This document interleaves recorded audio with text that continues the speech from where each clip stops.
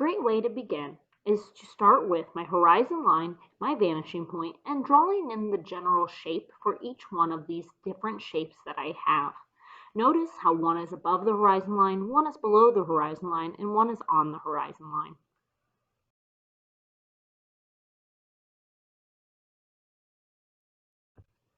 It honestly doesn't matter which order you start on these, but what I did is I started on my heart shape. I'm going to look at what part of the heart is the furthest outside left edge that would actually touch the vanishing point and not hide behind parts of the heart.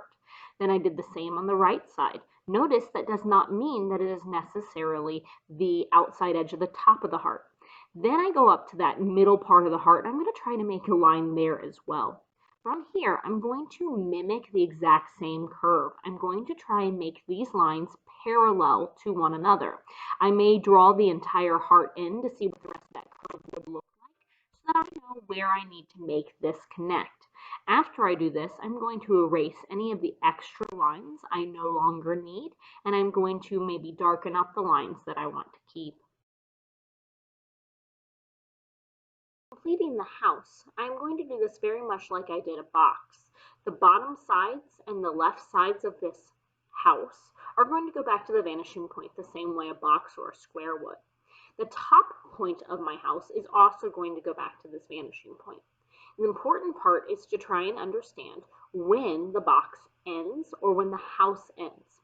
I am going to use my right angle to determine the left edge of the house, and then I am going to use my angle to make a line that is parallel to the slope of the roof.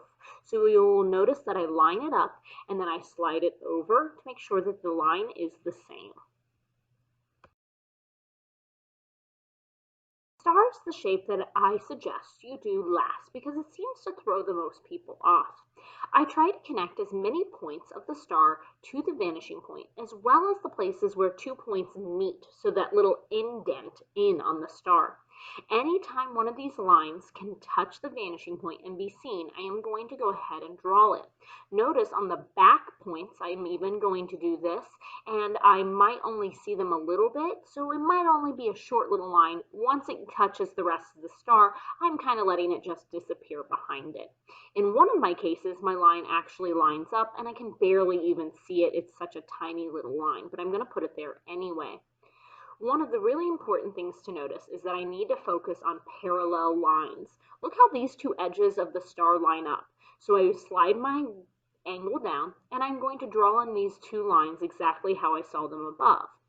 Now I'm going to take this new line, check how this point has a new parallel line, and slide it down to where the last line had ended. I'm going to do it again. I'm checking to see where the line was.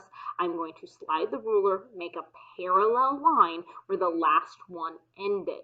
That means that it should be a line that continues on, and I am able to see it.